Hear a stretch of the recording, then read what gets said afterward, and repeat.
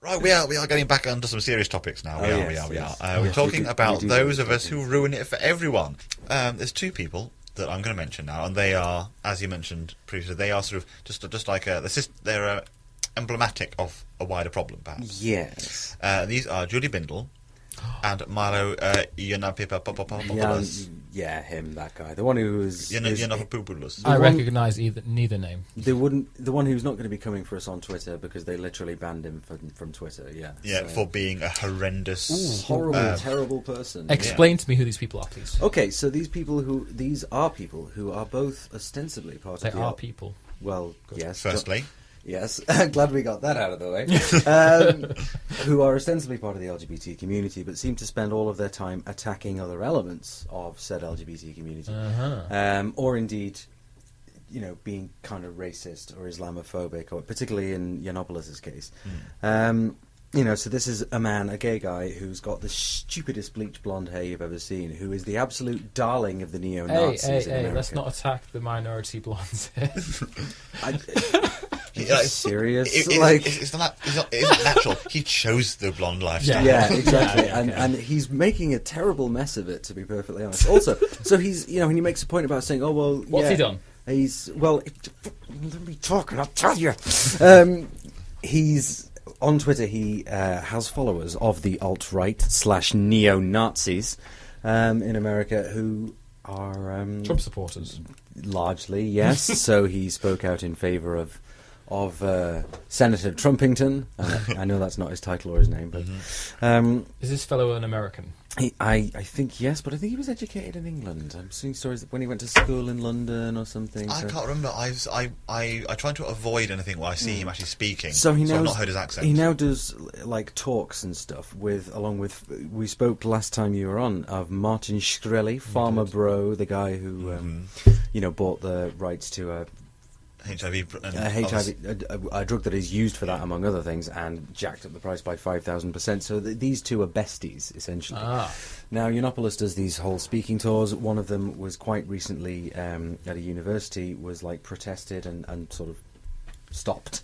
And that's one story I've copied and pasted here. Oh, okay. So, and then he's he's being a right little bitch about that, frankly, and it's like, oh, I demand an apology, but then in an interview, because they stopped him. Let me finish. Seriously, in an interview some months ago, he's like, "Oh, I thrive on offending people, and I don't care if you want an apology." And now he's demanding an apology, and it's like, "Whoa, gosh!" As if you're a whingy little hypocrite. What a surprise that is! Do you need a safe space? Are we triggering you, Milo?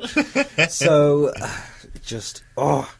the contempt that people should have for this person is limitless, frankly. And but he is a gay guy, and so the Republicans absolutely love him being on board because they can say, well, obviously we're an LGBT-friendly party. Look, we've got this terrible gay fascist on our side, kind of thing. And in the same way that UKIP have that chap, is it in Scotland, who's a UKIP MP, or they did have anyway, and he was a horrendous homophobic gay as well. Yeah, it's just how do you even do that? So there are a number of problems here. So and as we've said, it's kind of systemic because it's not just about one or more of these people being transphobic or racist or fatphobic and shaming and whatever.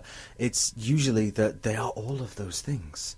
And it's like, as you said, it's like if you're part of one marginalised minority group, that doesn't give you the right to discriminate against another one. It doesn't make you right at all for having horrendous views just because you are LGBT or whatever. It's and this is why we can't have nice things. And the other person I mentioned was Julie Bindel. You've not heard of her either, have you? No.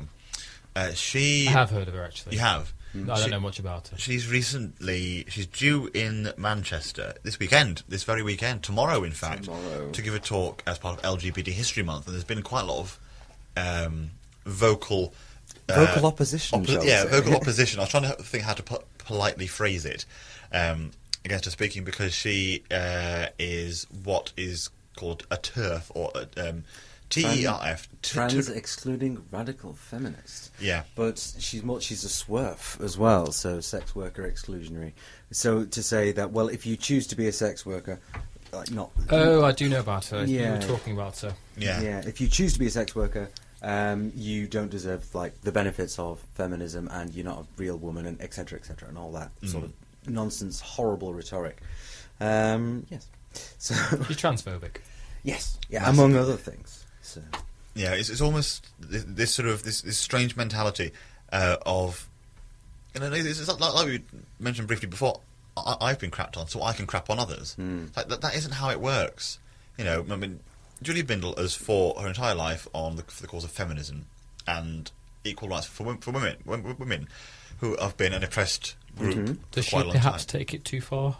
And this is the thing. It's like she's so set in her ways and her ideas of things being just so that anything outside of her little world is terrifying and scary, and so she has to be horrendous about it. I'm not sure it's taking it too far so much as missing a large part of the point. No, seriously, because taking it too far would be, there's occasionally feminists that pop up, or people that claim to be feminists that pop up on YouTube saying, well, I'm a feminist and I think we should kill 90% of all male children. Yeah, I think that's taking it too far. I think they've gone so far, they've gone past their point. And that's exactly it. That's taking it too far. But this is something else. This is missing the point and using kind of... Not being in the general vicinity at all. Of anything useful or rational. Yeah, exactly. It's just what? It's like aiming the opposite... the opposite direction of the dartboard. Yeah, exactly. It's hoping it hits. The dartboard's over there, and what you're trying to do is bounce the dart off like a glass, and then it'll bounce off the roof, and then hit the landlord, and he'll go, ow! The and worst then throw attempt it into at a the trick dart. shot ever. Yeah, exactly. It's just nonsense. It's gone dark. And I was thinking, one of the lights in the studio has just died. Yeah. For those of you watching at home, the studio is decorated with black fabric and padding around the walls. There's a couple of computer screens illuminating a little lamp, but there are some little strip lights on the ceiling, tiny strip lights, and one of them has just flickered and kind of died. It was. So we have two tiny lamps, and one of the tiny lamps both died. Well, it's any minute now. We'll have to get the candles out and and we'll continue broadcasting all over the world by candlelight. Yeah, there's an irony. Does that help? Kind of. Not really. No, I don't think it was pointing my eyes. Yeah, that works. That's fine. I think we've become sidetracked. Oh, yes, it happens so easily. But I mean, these two people, of course, aren't the only ones out there who are being horrendous. Far from it. As the news story we covered at the start of the show shows, there were, in Philadelphia, 11 gay bars have been sent for essentially equality retraining. How to be a nice human. How to not be racist. It's astonishing that that's necessary. But then, I say it's astonishing that that's necessary, but then you look at people like those we've just been discussing and others and think, well, actually, maybe it's not so surprising. Racism is so deep. It's so deeply entrenched in people's psyche. Yeah. I think racism activism started long before gay rights activism started. Just think how far we've got to go when they're still fighting this level of racism. I mean, just a really minor thing, but this guy we both know, Ayo, he was at a night I was at last Friday, and he was dressed as Aladdin. Oh, yes. I saw the pictures. It was a good outfit. Because it was a Disney-themed night. Oh, I see. And someone Disney dragged assumed that he was actually dressed as Apu, the monkey. Really? Yeah. And I was talking about it, and he was like, "What about this outfit?" Says Apu the monkey, unless you're being racist. And I was like, I couldn't say. I wouldn't like to hazard a guess at that. But he was having a jolly time and just sort of brushed it off. But you shouldn't have to just brush off that sort of thing. No. And we see it so often. There is it's very white down Canal Street here in Manchester. Yes. It's very male. It's very white. Yes. It's very cis. It is. I mean, Ashley, I know you personally. You've had people be horrendous to you and be transphobic in the village, and they've been gay. Yeah, exactly. And so that's to put it mildly. Yeah, that is terribly disappointing. So you have first-hand experience of what people like these two we've mentioned. The effects that their rhetoric has. Well, I mean, it's not just their rhetoric, frankly. Is it rhetoric or rhetoric? I can never remember. I say rhetoric, but... Rhetoric? Okay, all right. I say rhetoric. So do I, but I've only ever really seen it written down. Anyway, so that word that we're not quite sure how to pronounce. Tweet us at Gay Agenda Radio. But we know how, with a pronunciation. Scone or scone? Yeah. Oh, wow. Oh, no, don't go down that road. Let's not get started. All right. What were we talking about? Your own experience. So, I mean, the problem is that message. So there's a particular word which is thrown at, or has been thrown at me quite frequently over the last few years, and it's this. I'm not going to say it. It's the T slur, the one that Laura Jane Grace titled her memoirs. So that particular word is something that's just thrown about so very, very casually on Canal Street, and I think there's a certain amount of that comes from, with a lot of queer culture being kind of drag oriented and deliberately glittery and fabulous and overdone and over the top and everything, and so now a lot of there's no room for seriousness anymore. Yeah, and it's like, if there ever was, in some people's minds, and it's like, well, okay, no, I'm not in drag actually. Oh, so you're and it's like, wow. Seriously, as if you actually said that. But so, if I responded by saying yes, I am, and then the F slur, that would exactly. I was just gonna say the F word, and that would be extremely inappropriate. Oh, you can't call me that. You don't know what it's like. You don't have experience of that specific oppression. You don't own that word. And I was like, okay, so good. It works the other way as well. Both ways, darling. I think there is a lot of. My best friend Lex loves reappropriating the T word.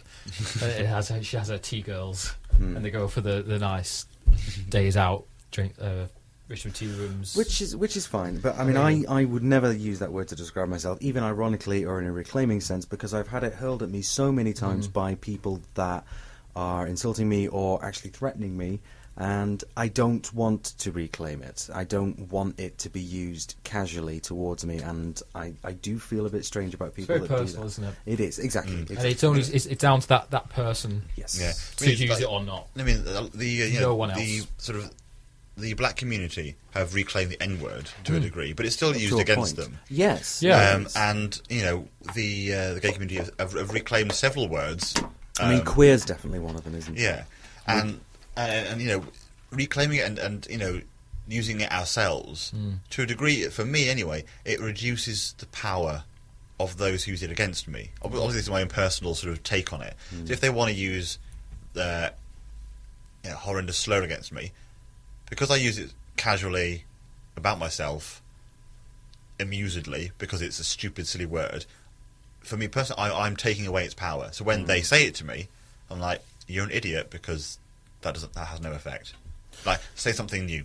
Try something original. Yes, I mean, I do think that when it happens, I'm just like, oh, is that the best you can think of? But, but at the same time, because it still happens, and because I still have that experience, I just can't divorce that word from that scenario.